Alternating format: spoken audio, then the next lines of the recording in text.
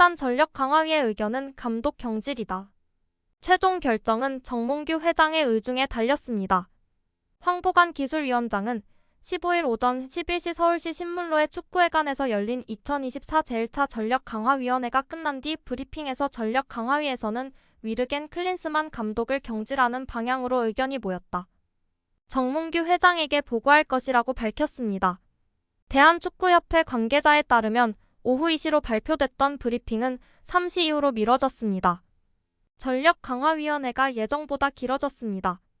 11시에 시작된 회의 내용은 약 5시간 만에 공개됐습니다. 클린스만 감독은 화상으로 참석했습니다. 마이클 밀러 위원장, 정재권 위원, 곽효범 위원, 김영근 위원, 송주혜 위원이 축구회관에 모였습니다. 조성환 위원과 최은겸 위원, 박태하 위원도 화상 회의에 임했습니다. 회의가 진행되기 전부터 축구회관 앞에서는 시위가 벌어졌습니다.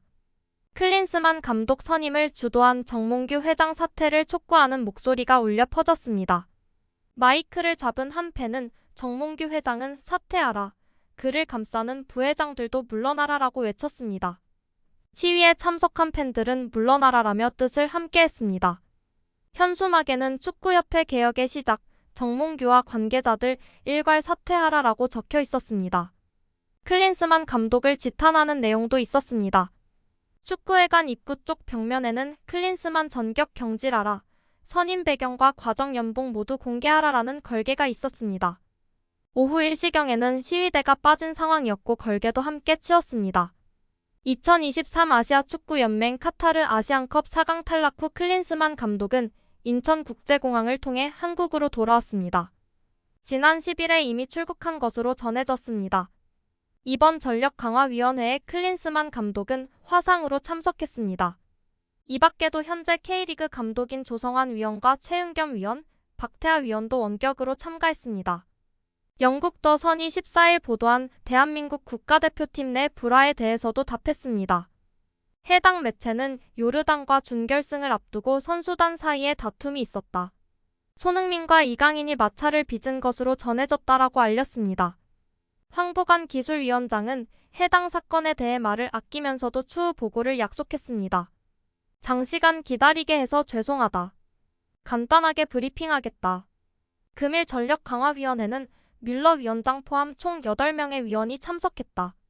클린스만 감독은 화상회의로 참석했다.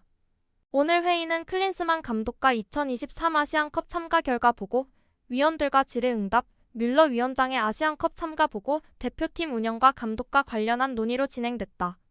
클린스만 감독과 위원장들이 토론했다.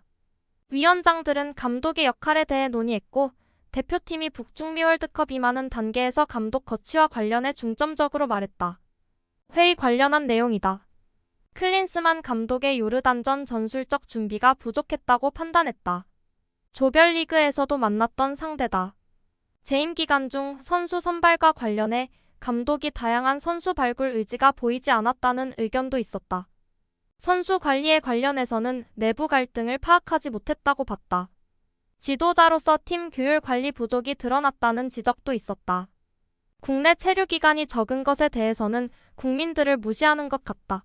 여러 약속을 지키지 않아 신뢰를 잃었다라고도 했다. 전국민적인 받는 스포츠에서 그동안 대표팀 감독은 내용과 결과가 이슈가 되어 왔다. 근무 태도가 이슈가 된 자체가 말이 안 된다는 비판도 있었다. 감독 거취에 대한 보고다. 금일 위원회에서는 감독 거취에 관련해 여러 이유로 클린스만 감독이 더는 대표팀 감독 리더십을 발휘하기 힘들다는 판단이 있었다. 감독 교체가 필요하다는 의견이 전반적으로 모였다. 이 내용은 협회에 보고할 예정이다. 클린스만 감독은 화상으로 참여했지만 진지한 반성 없이 변명으로 일관하다 1시간여 만에 자리를 떴고, 축구협회 관계자는 클린스만 감독이 손흥민 이강인의 불화를 탓하고 전술적 부족함은 인정하지 않는 등 책임 회피에 급급했다고 현장 분위기를 전했습니다. 16일 오전 10시 서울신문로 축구회관에서 정몽규 회장과 주요 임원진이 참석하는 임원회의를 개최한다고 알렸고, 축구대표팀 관련 사안 회의인데 사실상 클린스만 감독의 거취와 차기 대표팀 사령탑 선임 방향 등이 논의될 것으로 보입니다. 회의는 비공개로 진행되고 회의 결과가 발표될지, 발표가 된다면 어떤 식으로 공개될지는 미정이라고 합니다. 클린스만호가 출항한 지는 약 1년이 됐습니다. 성적은 8승 6무 3패. 첫 5경기에서 승리가 없다가 친선 경기와 아시안컵 첫 경기 포함 7연승을 달렸고 조별리그 2무와 사우디아라비아전 승부차기 승리, 호주전 연장전 승리까지 13경기 무패를 기록했습니다. 하지만 요르단과 아시안컵 4강에서 유효 슈팅 단 1개도 기록하지 못한 채 패했습니다. 스포츠 전문 매체 디 애슬레틱과 스포르트 1등 외신들도 클린스만호의 아시안컵을 대실패라 봤습니다.